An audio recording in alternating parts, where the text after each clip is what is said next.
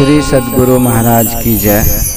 धर्म प्रेमी सज्जनों, आइए हम लोग श्रीमद् भगवद गीता के प्रथम अध्याय पर चर्चा करते हैं। जैसा कि हम लोग जानते हैं, श्रीमद् भगवद गीता के 18 अध्याय हैं, 700 श्लोक हैं और ये महाभारत के जो भीष्म पर्व है उसी भीष्म पर्व के अंदर ये भगवद गीता है। महाभारत में 18 पर्व हैं। महाभारत बहुत विशाल ग्रंथ है। ये शास्त्र सनातन धर्म का बहुत विशाल है। 6 खंड में गीता प्रेस से प्रकाशित होती है और इसमें 1,00,000 श्लोक हैं, 18 पर्व हैं। उसी पर्व में एक भीष्म पर्व नामक जो पर्व है उसी में भगवद गीता है।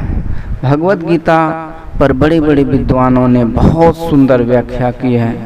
हमारे गुरु महाराज भी भगवद गीता के ऊपर अद्भुत व्याख्या किए हैं। आइए हम लोग भी संत मत के आधार पर ये भगवद गीता को समझें, प्रथम अध्याय को।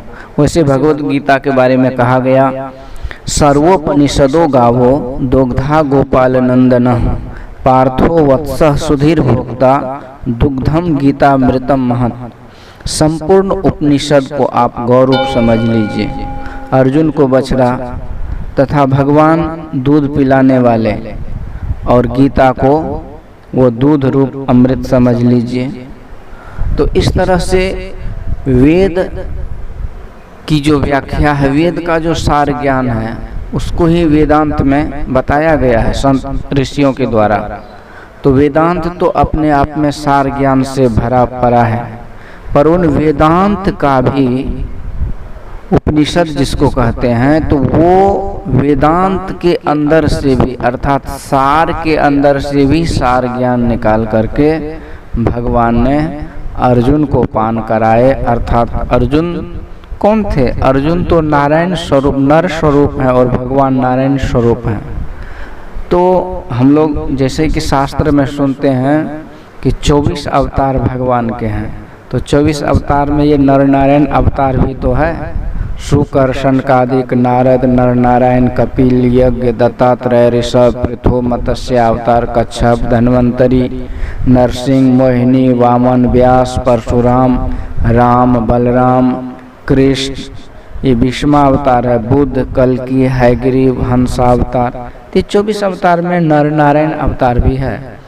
तो अर्जुन साक्षात नर स्वरूप हैं और भगवान योगेश्वर श्री कृष्ण भगवान तो नारायण हैं। ये नर नारायण दोनों एक ही हैं। तो भगवान ने नर को संबोधित करके हम समस्त प्राणियों को ये भगवद गीता का ज्ञान दिए हैं। भगवद गीता और भागवत में भी हम लोग थोड़ा सा अंतर समझते हैं, मतलब कंफ्यूजन रहता है, भ्रम रहता है कि दोनों एक ही है। तो सज्जनों, ये दोनों एक नहीं है। भागवत महापुराण है जिसमें भागवत कथा जिसके आधार पर किया जाता है, जिसमें भगवान कृष्ण के जीवन की गाथा है और भी उपदेश हैं। तो भागवत महापुराण है और भगवद गीता अलग है। जैसे 18 पुराण हैं, तो 18 पुराण में ही भागवत महापुराण भी एक पुराण है। जैसे ब्रह्म पुराण, पद्म पुराण, विष्णु पुराण, वायु पुराण, नारद पुराण, मार्कंडेय पुराण, अग्नि पुराण, भविष्य पुराण, ब्रह्मविवर्त पुराण, लिंग पुराण, वाराह पुराण, स्कंद पुराण, वामन पुराण, कूर्म पुराण, मत्स्य पुराण, गरुड़ पुराण, ब्रह्मांड पुराण और भागवत महापुराण। तो इस तरह से 18वें नंबर में ये भागवत महापुराण है। तो वो भागवत कथा जो होता है और ये भगवद गीता है। भगवद गीता मतलब गीता का मतलब गीत होता है, गीत भी कह सकते हैं। अर्थात भगवान ने जो ज्ञान दिया अर्जुन को वही भगवद गीता है। और जो उद्धव जी को भगवान ज्ञान दिए उसे उद्धव गीता कह सकते हैं। भीष्म जी ने पांडवों को कुछ उपदेश दिए थे उसे भीष्म गीता कहते हैं। अष्टावक्र मुनि जी ने वो राजा जनक को ज्ञान उपदेश दिए तो वो अष्टावक्र गीता कहलाया। इस तरह से कपिल भगवान ने देवहूति माँ को ज्ञान दिए तो वो क्या बोलते हैं, कपिल गीता कहलाए। इसी तरह ये भगवान ने अर्जुन को उपदेश दिए तो ये भगवद गीता कहलाए। तो ये भगवद गीता बड़ा अद्भुत ग्रंथ है। इसमें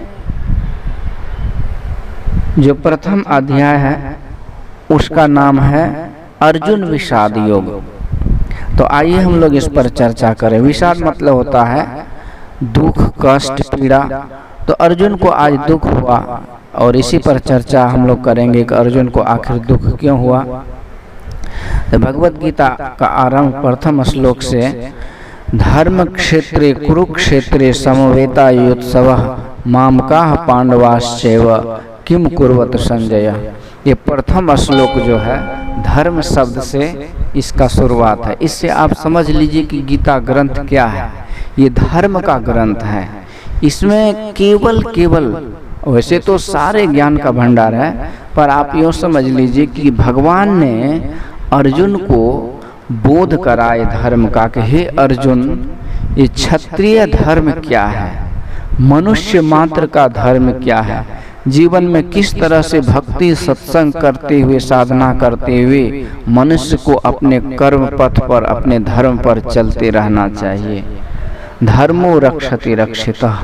तो इसको योग शास्त्र के साथ साथ धर्म ग्रंथ भी हम कह सकते हैं। वैसे गीता के 700 जो अध्याय हैं, तो 700 जो श्लोक हैं, हर जो अध्याय 18 अध्याय, हर अध्याय के अंत में योग शास्त्र कहा गया है। यह योग का शास्त्र है।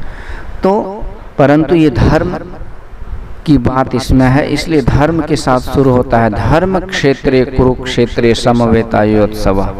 महाराज विदुर जी महाराज ने यहाँ धृतराष्ट्र को ये गीता का उपदेश दे रहे हैं, मतलब गीता का ज्ञान बता रहे हैं। क्योंकि विदुर जी महाराज को ये ज्ञान, गीता जो महाभारत का युद्ध था, महाभारत का युद्ध तो कुरुक्षेत्र में हो रहा है, लेकिन विदुर जी महाराज हस्तिनापुर में हैं। विदुर जी महाराज को व्यास जी ने दिव्य दृष्टि दी, जिसके माध्यम से उन्होंने ये सब कुछ देख करके धृतराष्ट्र को सुनाए। अब कहिए कि उस जमाने में भी संत महापुरुषों के पास क्या अद्भुत शक्ति हुआ करती थी कि दिव्य दृष्टि प्रदान करते थे और आप संपूर्ण संसार लोक लोकांतर की घटना को आप प्रत्यक्ष देख करके उसे सुना सकते हैं। ते श्री गुरुपद नखमणि गण ज्योति असुमरत दिव्य दृष्टि ही होती। तो गुरु की कृपा से ये दिव्य दृष्टि होती है। तो ये गुरु भक्त हैं संजय, और इन्हें दिव्य दृष्टि प्राप्त है। और ये अब धृतराष्ट्र जैसे जो पुत्र के मोह में अज्ञान अंधकार में पड़े हैं, उसको ज्ञान पहला प्रकाश उसको कर रहे हैं, उसे सुना रहे हैं। आज धृतराष्ट्र पूछा कि धर्म क्षेत्र जो कुरुक्षेत्र है, उसमें हमारे पुत्र और पांडवों के पुत्रों ने क्या किया, मुझे सुना। तो वहाँ पर यहाँ जो है, जो मूल बात क्या है कि एक श्लोक से लेकर के 25 श्लोक तक यहाँ पर जो चर्चा आती है, मैं इसके बारे में चर्चा करता हूँ। तो यहाँ सबसे पहले दुर्योधन ने द्रोण के पास गए महाभारत के कुरुक्षेत्र में, और कहते हैं कि हे गुरुदेव, देखिए ये पांडवों की सेना, जिसमें बड़े बड़े बलशाली सैनिक, वीर सैनिक और महारथी से घिरे हुए पांडवों की सेना को देखिए, एक से एक योद्धा। और इसी तरह हमारे सेना को देखिए, हमारे सेना में भी एक से एक पराक्रमी योद्धा हैं। और भीष्म जी जिसके सेनापति हैं, तो हमारे भीष्म जी के द्वारा रक्षित सेना पराजित करने में समर्थ है उस भीम की रक्षित सेना को। इसलिए भीष्म जी की तरफ ही हम लोग अपने अपने मोर्चा पर डटे रहें और भीष्म जी की रक्षा में लगे रहें। इस तरह से उधर भीष्म पितामह ने बड़ी जोर से शंखनाद किए और नरसिंहे, रणभेरी आदि बजने लगे। और उधर से भगवान योगेश्वर भगवान श्री कृष्ण भी शंख बजाते हैं, अर्जुन भी, भीम, नकुल, सहदेव, सात्यकी आदि बड़े बड़े योद्धा भी शंख गर्जना किए। और इस तरह से ये दुर्योधन के सैनिकों में भय सा आ गया। और इस तरह से अब दोनों तरफ से जब शंखनाद हो गया, तब युद्ध प्रारंभ ही होगा। पर अचानक उसी समय क्या होता है कि अचानक अर्जुन ने भगवान को निवेदन किया कि हे प्रभु, दोनों सेनाओं के बीच में मेरा रथ को ले चलिए, ताकि मैं देख सकूं मुझे किन किन से युद्ध करना है, क्या करना है। तो भगवान मुस्कुराते हुए अर्जुन के रथ को कौरव पांडवों की सेना के बीच में ले जाते हैं। अब विचार कीजिए कि वर्षों से जिस युद्ध की तैयारी हो रही थी, युद्ध का बीज दुर्योधन ने बोया। द्रौपदी महारानी का चीरहरण किया। द्यूत क्रीड़ा में पांडवों को राजपाट जीत लिया, अपमानित किया। पांडवों को 12 वर्ष तक वनवास और 13वें वर्ष में अज्ञातवास भोगना पड़ा। वहाँ भी नाना प्रकार के कष्टों को झेलने पड़े। अंत में भगवान बीच में आते हैं। भगवान गए दुर्योधन के पास, केवल 5 गांव दे दो। लेकिन दुर्योधन ये भी समझ न सका, आशीष समाज का ले न सका, उल्टी हरि को बांधने चला था जो असाध साजने चला। तो दुर्योधन 5 गांव भी पांडव को अपने देने को तैयार नहीं हुए कि ये मान सम्मान से रह सके। इस तरह के संपूर्ण राज पर जो पांडवों का आधा अधिकार था, आधा तो छोड़िए, आधा में बाधा हो तो दे दो केवल 5 ग्राम, वो भी नहीं दे पाया। तो इस तरह से ये बीज तो बोया गया था दुर्योधन के द्वारा। और जितने भी राजा संपूर्ण देश के थे दुनिया के, वो जो भी दुर्योधन के पक्ष में थे, सब जानते हुए कि दुर्योधन अधर्मी है, दुराचारी है, फिर भी उसके पक्ष में थे। तो इस हिसाब से यदि विचार करें तो अधर्म का साथ देने वाला धर्मात्मा कोई हो ही नहीं सकता है। तो सबके सब अधर्मी हैं। धर्म और अधर्म के बीच में कोई रास्ता नहीं है। कोई ऐसा नहीं बोल सकते कि मैं झूठ भी नहीं बोलता हूँ और सत्य के पास भी नहीं जाता हूँ। आप यदि झूठ नहीं बोलते हैं तो आप सत्यवादी हैं, और यदि आप सत्य बोलते हैं तो इसका मतलब आप झूठ नहीं बोल सकते। तो धर्म और अधर्म के बीच में कोई रास्ता नहीं है। जब धर्म और अधर्म के बीच फैसला बात हो कि हमें किधर जाना चाहिए, तो हम बीच में नहीं रह सकते। तो ये जो आचार्य द्रोण और भीष्म पितामह बहुत ऐसे धर्मात्मा ज्ञानी जो अपने आप को कहते थे, ये तो थे ठीक है, परंतु ये अधर्म के पक्ष में थे। इस कारण से धर्मात्मा होते हुए भी अधर्मी की गिनती में आए। तो जो भी दुर्योधन की तरफ थे, ये सब क्लियर है कि सब के सब अधर्मी हैं। फिर भी भगवान से कहते हैं अर्जुन कि मुझे दोनों सेनाओं के बीच में ले चलिए। इससे बात समझ में आई भगवान को कि अर्जुन धर्म अधर्म के बीच मझधार में फंस गया है। इसकी बुद्धि भ्रमित हो गई है। इसे समझ में नहीं आ रहा है कि धार्मिक कौन है और अधर्मी कौन है, और हमें धर्म के साथ रहना चाहिए। तो ये अर्जुन मोहग्रसित हो गया। तो धर्म और अधर्म के बीच में, अर्थात कौरव सेना के बीच में जहाँ कोई जगह नहीं है, वहीं भगवान ले जा करके खड़े कर दिए। अब भगवान खड़े कर दिए तो भगवान कम से कम दुर्योधन, दुशासन, कर्ण, शकुनी आदि दुष्ट दुराचारियों के बीच में खड़े करते सामने में। लेकिन भगवान जानबूझ करके इस मुंह के दलदल से अर्जुन को निकालने के लिए आचार्य द्रोण, पितामह भीष्म, कृपाचार्य आदि के ठीक सामने रथ को ले गए। और अर्जुन ने, आश्चर्य देखिए, अर्जुन ने जैसे ही भीष्म पितामह को देखा, उस द्रोणाचार्य को देखा, कृपाचार्य को और गुरुजनों को देखा, तो 1 मिनट के लिए मतलब कि ये सब भूल गए कि ये सब अधर्मी है, अधर्म के पक्ष में है, ये मानव जाति, संस्कृति, सभ्यता के विनाशक के साथ में है, ये सब भूल गए। और अर्जुन आज क्या देखने लगे? तो उसी बीच में है कि अर्जुन ने देखा किसको? दादा, परदादा, गुरु, ताऊ, चाचा, मामा, फूफा, बेटा, पोता, मित्र, ससुर, सुहृद, सगे संबंधी, सबको उसमें देखने लगे। ये सब के सब तो अपने ही हैं, सब के सब रिश्तेदार ही हैं। भाई इन लोगों से युद्ध करके हमें क्या मिलेगा? अब अर्जुन को जो ये भ्रम हुआ कि सब अपने हैं, सब रिश्तेदार हैं, सब सगे संबंधी हैं, तो उसी समय जो भ्रम हुआ और इस तरह से जो दुश्मन में भी ये अपने रिश्तेदार को देखने लगा, तो देखने की दृष्टि बदली तो सारी सृष्टि बदल गई। तो जैसी दृष्टि वैसी सृष्टि।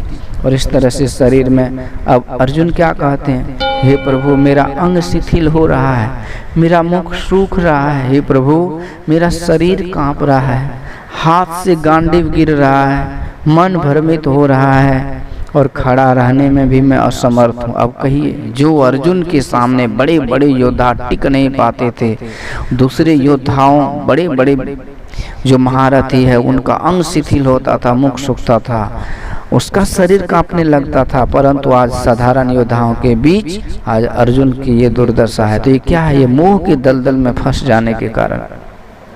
और आगे अर्जुन क्या कहते कि प्रभु मैं लक्षण भी बड़ा विपरीत देख रहा हूँ, मतलब लक्षण अच्छा नहीं है। ये जैसे होता है ना कि कहीं कोई काम करने जाते हैं तो कहते हैं लक्षण बड़ा खराब लग रहा है, मुहूर्त अच्छा नहीं है, लगता है कि हमें काम में सफलता नहीं मिलेगी। ये अर्जुन बोल रहे हैं, कहते हैं कि मैं अपने परिवार अपने रिश्ते नाते को मार करके कल्याण भी नहीं देख रहा हूँ। अब अर्जुन जब सबको रिश्तेदार देख रहे हैं तो भाई कोई रिश्तेदार को मार करके कल्याण कैसे पा सकता है? क्योंकि इन्होंने तो शत्रु को देखा नहीं, इन्होंने अधर्मी उसे समझा नहीं। तो समझने के कारण, गलत समझ के कारण देखिए कि जिसमें इसका कल्याण है उसमें कल्याण नहीं देख रहे हैं।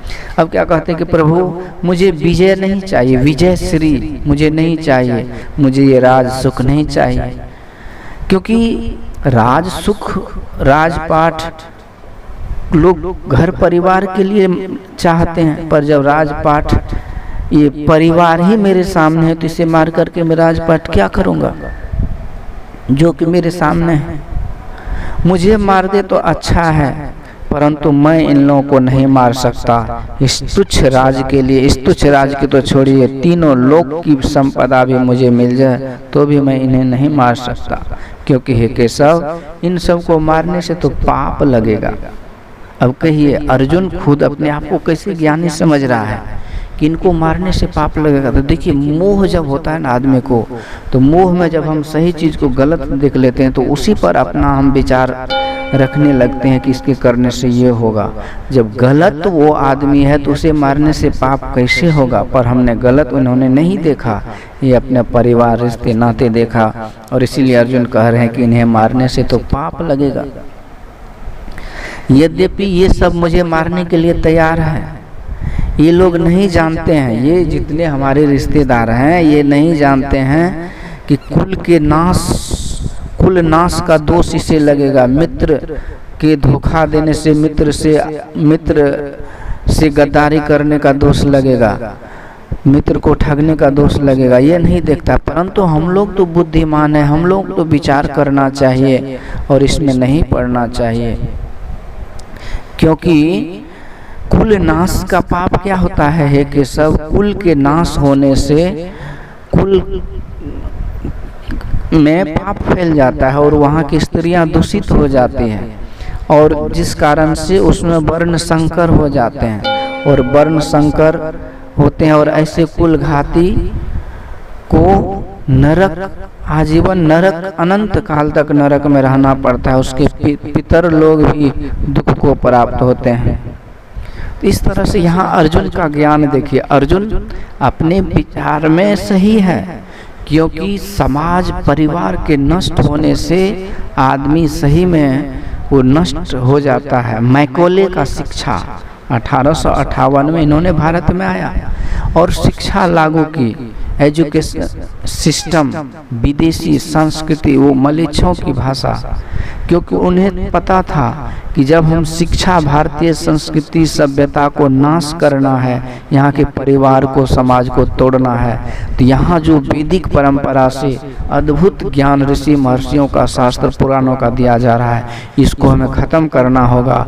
और हमारी जो संस्कृति है, अंग्रेजियत है, वो अंग्रेजी सभ्यता संस्कृति को यहाँ स्थापित करना पड़ेगा।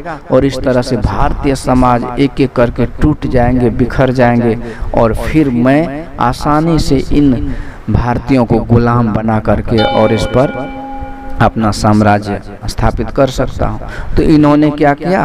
तो एक कानून लाया, एजुकेशन एक्ट, और उसके तहत सारे लाखों गुरुकुल की मान्यता को ख़त्म किया, और गुरुकुल में बच्चे पढ़े नहीं, और सारे बच्चे अब अंग्रेजी मीडियम में विदेशी पाश्चात्य भ्रष्ट संस्कृति मलेच्छों की भाषा को पढ़ पढ़ के रहते तो भारत में, खाते भारत के हैं, लेकिन अंदर से सब के सब भारतीय संस्कृति सभ्यता से टूट चुके हैं, बिखर चुके हैं, और समाज तो टूट ही गया है। तो इसलिए आप देखिए वर्ण संकर, और जो समाज सनातन धर्म से अलग हो गया तो केवल अलग नहीं हुआ, एक सनातन धर्म का दुश्मन हो गया वो।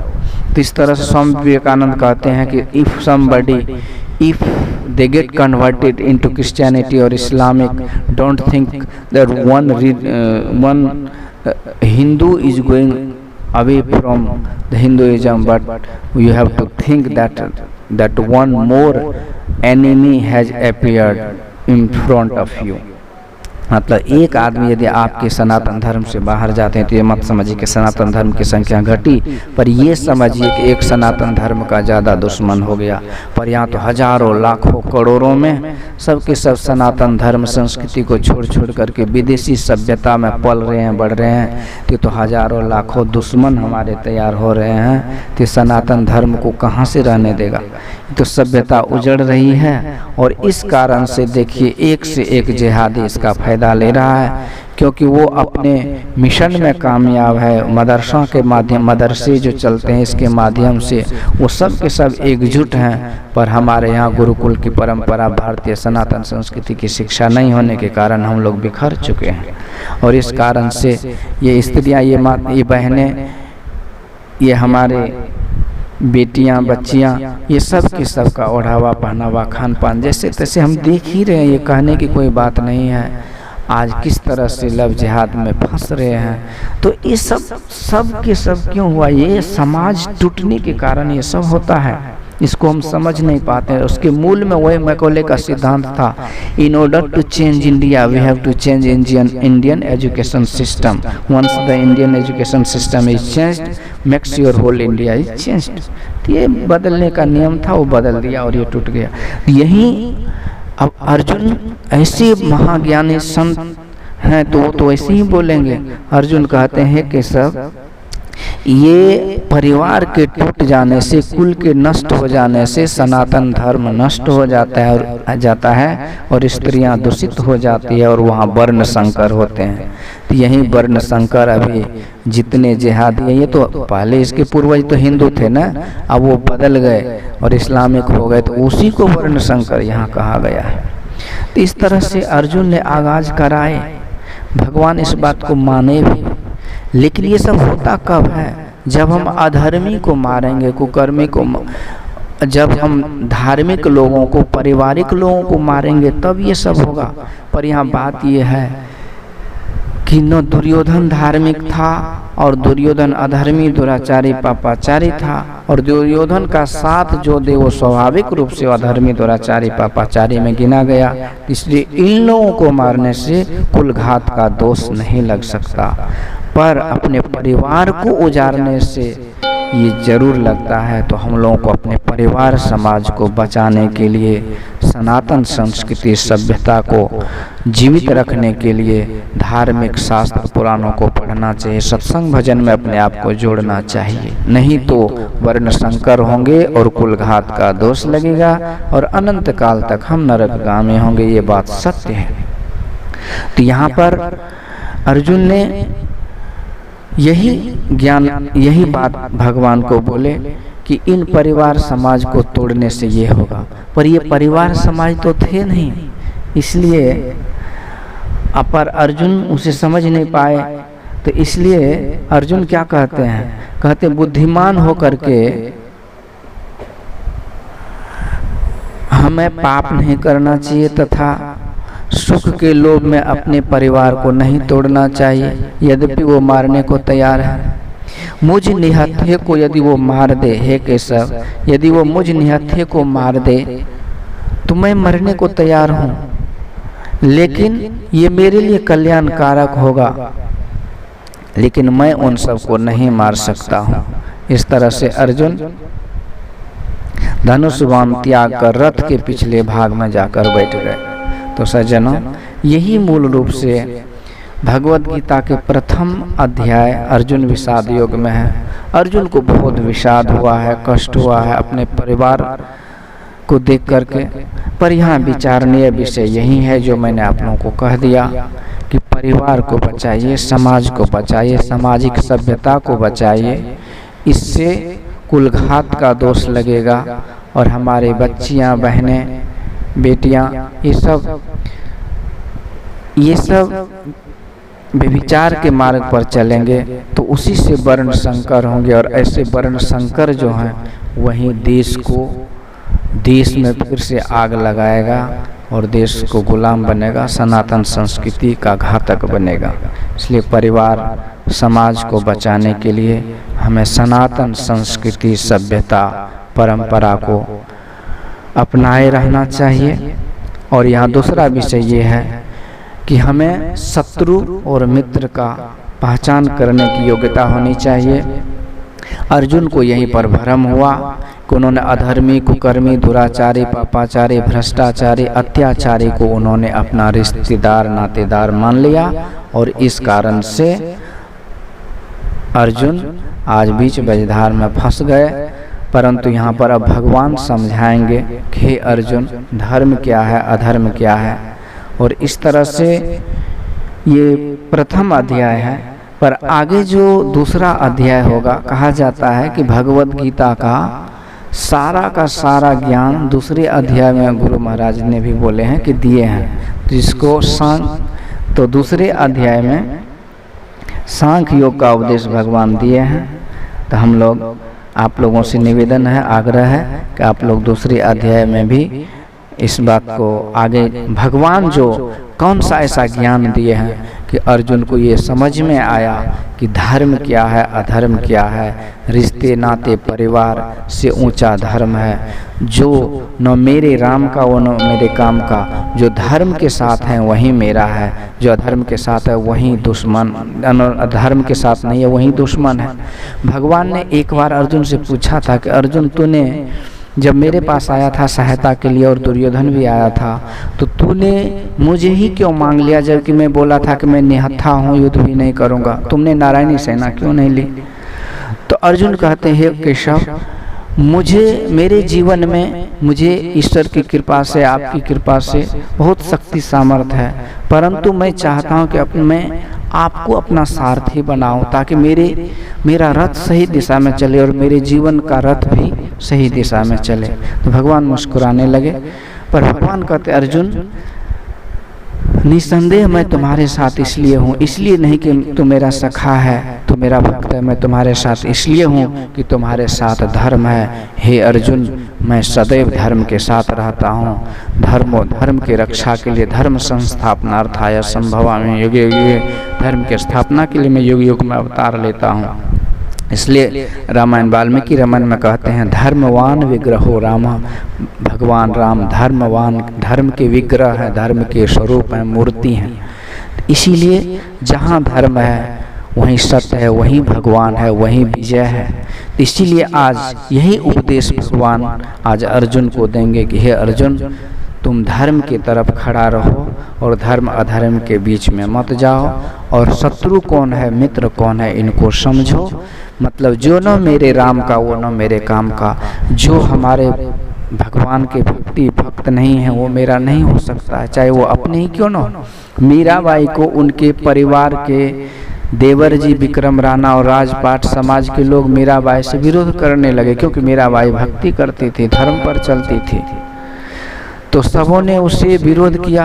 तो मीराबाई तुलसीदास जी महाराज से निवेदन किए कि महाराज मुझे क्या करना चाहिए। तो तुलसीदास जी महाराज क्या कहते हैं, जाके प्रिय न राम वैदेही तजिए ताहि कोटि बैरी सम यद्यपि परम शनेही।